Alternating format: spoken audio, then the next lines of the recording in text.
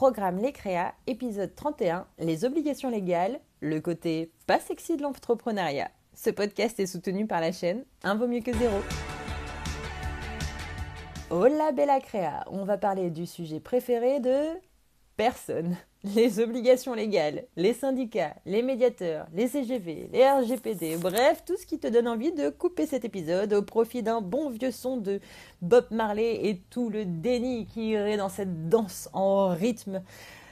Et voilà. Non, si ton business était une maison, tout ça, ce serait la charpente en fait. Les obligations légales, ce serait la charpente. Donc certes, c'est pas glamour, mais c'est indispensable pour pas finir sous l'eau.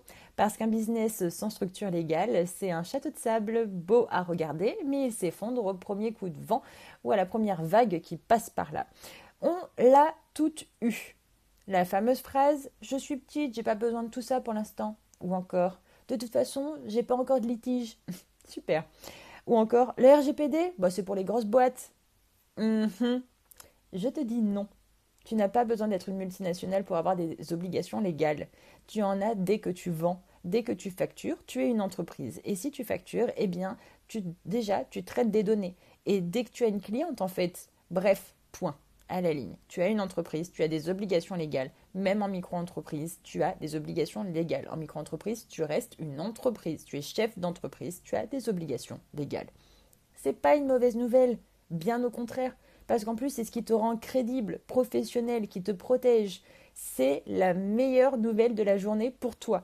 C'est que tout ça, tout ce qui fait peur, toutes les obligations légales que tu n'aimes pas du tout et que tu ne veux pas regarder en face, j'ai tout condensé dans ton programme Les Créas et donc dans ton workbook. C'est ça la bonne nouvelle de la journée. En plus de modèles concrets dans lesquels tu n'as plus qu'à jouer au puzzle ou encore des dossiers à remplir déjà prêts à être utilisés sur les obligations, les classements, etc. T'as tout en un claquement de doigts. Elle n'est pas belle la vie des créas avec ce podcast et ce programme, le workbook. Eh oui. Bon allez, on commence, je t'accompagne. D'abord, le médiateur. Ton allié obligatoire est souvent sous-estimé. Il faut savoir que depuis 2016, toute personne qui facture des particuliers doit proposer un médiateur de la consommation. C'est la loi. Le médiateur, c'est pas un juge. C'est une personne neutre qui aide à résoudre un litige sans passer par les tribunaux. L'objectif, c'est de ne pas continuer à engorger les tribunaux. Donc, c'est simple, c'est comment trouver un terrain d'entente avant que ça explose. Et donc, pour ça, il y a le médiateur, cette personne neutre qui vient pour aider à la communication et trouver ces consensus. Ce qu'on oublie souvent, c'est qu'en fait, c'est obligatoire. Hein, ok, même pour les auto-entrepreneurs. Oui, oui, même si tu bosses tout seul. Oui, oui, même si tu vends des prestations sans souci. C'est obligatoire. Tu dois donc choisir un médiateur référencé par la CECMC, Commission d'évaluation et de contrôle de la médiation et de la consommation. Tu dois mentionner ses coordonnées dans tes conditions générales de vente, tes factures sur ton site, etc. Et permettre à tes clientes et clients d'y recourir gratuitement en cas de conflit. Eh oui, c'est toi qui payes. Donc si tu ne l'as pas déjà prévu à l'avance, en fait, au lieu de passer de quelques dizaines d'euros par an, qui est d'ailleurs parfois inclus directement dans ton adhésion à un syndicat, on va y revenir juste après, mais en vrai, si tu prévois ça pas ça avant, il va falloir payer cash. Et c'est à toi de payer parce que c'est toi le professionnel. Donc crois-moi, c'est bien plus économique de gérer un litige seul que face à des avocats derrière, grâce au médiateur. Belle transition par rapport au syndicat professionnel, le soutien que tu ne soupçonnais pas. Alors non, adhérer à un syndicat, ce n'est pas réservé aux ouvriers des années 80. Merci. Aujourd'hui, c'est surtout un réseau de soutien professionnel. Par exemple, du coup, la Fédération des auto-entrepreneurs, la FNAE, c'est un syndicat qui défend les intérêts des indépendants, te représente auprès des institutions et t'offre un vrai accompagnement pratique. Ça te donne accès aussi à un médiateur, à des conseils juridiques, à des infos sur les aides mises en place actuellement par l'État, des modèles de documents, etc. Et leur adhésion de base, elle est à combien? 12 euros par an. Tu peux pas me dire que c'est un investissement énorme par rapport à ce que ça te propose. 12 euros par an. Autant dire une blague pour la valeur que ça t'apporte. En plus, regarde à quel prix il te propose également le service d'un médiateur. Je pose ça là. Est-ce que c'est... donc en fait, dans le prix de base d'adhésion, tu as le service d'un médiateur, mais avec quand même des limites, ok. Mais du coup, tu peux prendre des options supplémentaires. Mais c'est hyper accessible. Donc au-delà des avantages, en fait, c'est un état d'esprit aussi. C'est celui de faire partie d'une communauté qui défend tes droits et ta légitimité en tant qu'entrepreneur. Donc tu as la fédération des auto-entrepreneurs, mais tu as la fédération aussi par métier. Là, c'est par statut, mais tu as aussi par métier. Donc vraiment, je t'invite très fortement à aller te renseigner sur les syndicats qui correspondent à ton activité, ton métier, également ton statut. Maintenant, on va faire un petit détour par les CGV, CGU, CGS, CG, CGCG, ça y est, tu transpires, bref, les petites lettres que tout le monde zappe et qu'on n'aime pas. Voilà, on les connaît de loin, ça résonne, on sent qu'on les a déjà entendues, mais on n'a pas du tout envie de s'y arrêter.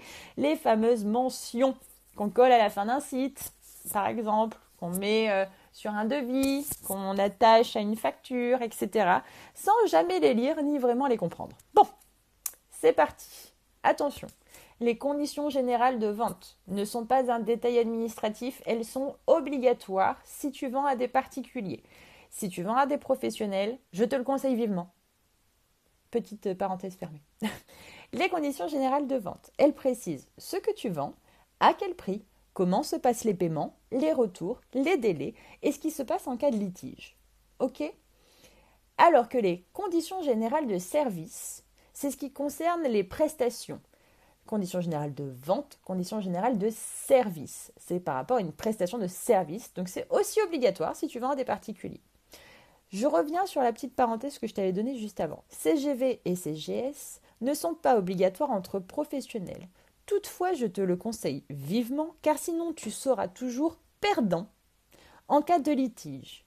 Même si la loi fait foi et les jurisprudences aussi, tu ne t'es pas couvert au travers de conditions générales de vente et conditions générales de service, donc tu seras toujours la personne qu'on va le moins aider s'il y a litige. Voilà, donc partisan de cette connaissance, tu ne peux pas ignorer le fait que tu as un intérêt vivement appuyé à créer tes CGV et tes CGS.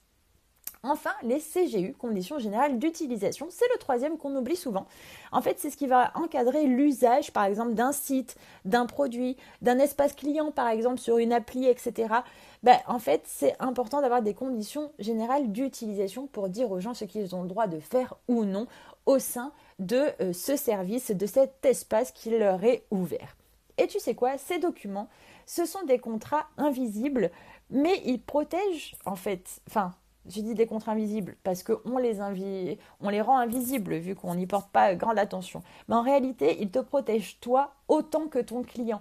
Donc c'est important aussi et c'est preuve de professionnalisme et de bienveillance envers tes clients d'en avoir mis en place pour savoir comment va être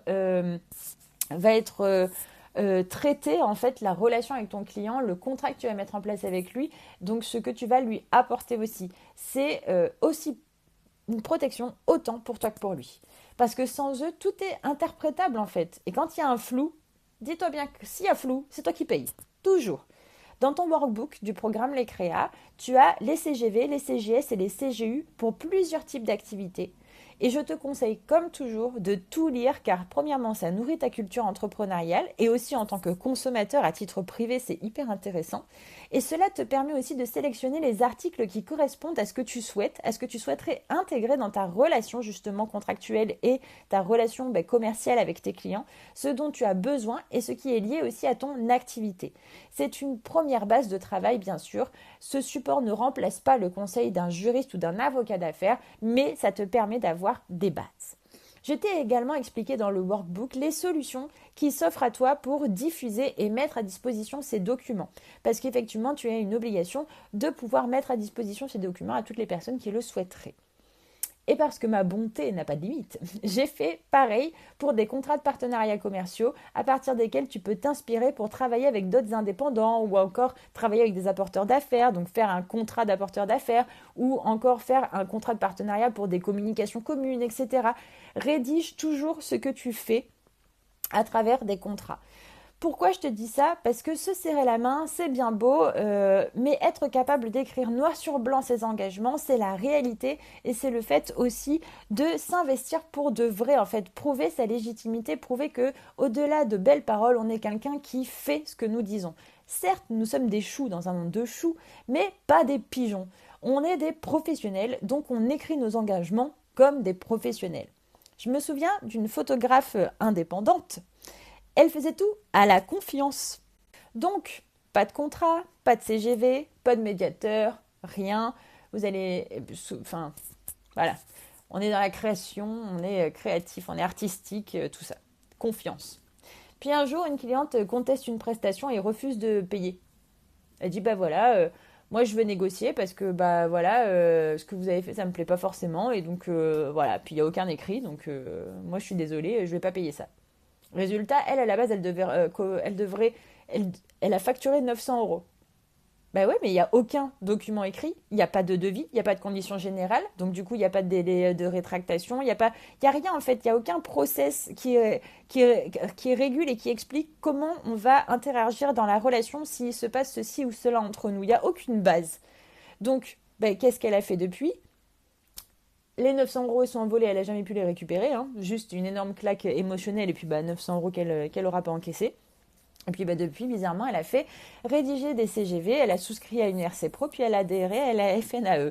Et tu sais quoi? Elle dort. Voilà, elle dort mieux, elle se sent plus légitime, et puis elle sait que si demain il y a un problème, elle pourra réagir avec beaucoup moins d'impact émotionnel, financier. Les complications étaient quand même difficiles à vivre. Il y a aussi, pour terminer, l'affreux, l'horrible, que dis-je, le maléfique, le RGPD. La loi du respect numérique. RGPD, c'est le règlement général sur la protection des données. C'est ce qui encadre la manière dont tu collectes, tu stockes, tu utilises les données de tes clients ou des visiteurs, etc. Bref, toutes les infos. Et là encore, tu es concerné dès que tu as un site avec un formulaire de contact, dès que tu envoies une newsletter, dès que tu récoltes une adresse mail, dès que tu as une info sur un client, ne serait-ce qu'un prénom, tu es concerné. Donc à partir du moment où tu factures, si tu factures, tu dois nécessairement mettre un nom, prénom, un montant, une adresse mail, au moins un numéro de téléphone. Tu dois être OK avec le RGPD. Donc, tu ne peux pas te soumettre à ça. Concrètement, qu'est-ce que ça t'oblige à faire le RGPD, la loi du respect numérique? C'est informer clairement les gens de ce que tu fais de leurs données, en fait. Leur permettre de se désinscrire facilement, le droit à l'oubli, de pouvoir modifier les informations, etc. Donc, d'y avoir accès et du coup, voilà. Et aussi, tu dois protéger ces données. Donc, pas de stockage sauvage à la va-vite, etc. Il ne faut pas que ce soit... en fait, il faut que tu puisses dire, OK, voilà, j'ai des informations sur vous, mais tout le monde ne peut pas venir se servir chez moi. J'ai protégé ces données-là. Pas besoin d'un avocat pour bien faire, pour bien être en règle avec le RGPD. Juste, il faut de la clarté et du respect. Et ça fait aussi partie de ton image de marque. Parce que la confiance, ça se construit autant avec ton ton, ta marque, ta communication, ton image de marque, ce que tu fais, tes mentions légales, etc. Mais aussi avec ta transparence, en fait, sur ce que tu fais des choses et comment tu gères ton business. Et pour ça, je t'ai encore rédigé un dossier spécial, très rempli. C'est en page 156 de ton workbook du programme Les Créas. Il est bien sûr indispensable que tu lises les pages précédentes pour bien comprendre le fonctionnement. Et hop, ce sera une affaire qui roule.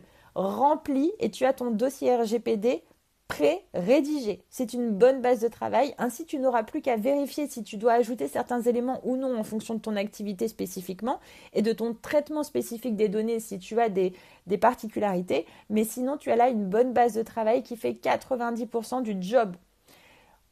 Ensuite, en page 164, tu as les bonnes adresses où te renseigner pour justement, si tu as des spécificités, pouvoir ajouter et faire le complément de ce dossier déjà pré-rédigé.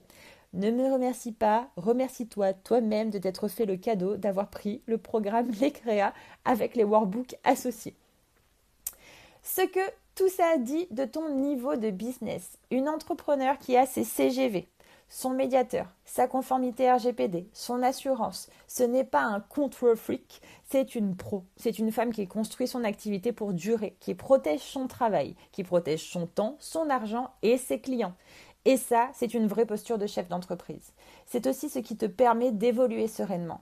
Tu peux signer des contrats, travailler avec des grands comptes, être recommandé sans stress, parce que tu ne peux pas être parfaitement carré, mais quand certains points spécifiques le sont, bizarrement, c'est fluide, beaucoup plus fluide. Ce qu'il faut retenir de cet épisode, tu n'as pas besoin de tout maîtriser, mais tu dois avoir et savoir ce qui te concerne. Le médiateur, c'est obligatoire et en plus c'est malin. Le RGPD, c'est du respect, pas une corvée. Les CGV, CGS et CGU, c'est ton bouclier contractuel. Et avoir un syndicat pro, c'est ton filet de sécurité collective. Tu ne peux pas tout contrôler dans ton business, mais tu peux te protéger intelligemment. Oui, c'est la partie la moins sexy de l'entrepreneuriat, mais c'est celle qui te permet de bâtir en sécurité. Parce qu'un business solide, c'est pas juste une belle communication, c'est une base juridique, humaine et professionnelle claire. Alors cette semaine, challenge-toi, vérifie si tu as bien mentionné ton médiateur, mets à jour tes CGV, CGS et CGU, vérifie ta conformité RGPD et regarde ce que propose la FNAE pour ton profil. Et souviens-toi, tu es solo entrepreneur mais jamais seul. À très bientôt dans le prochain épisode.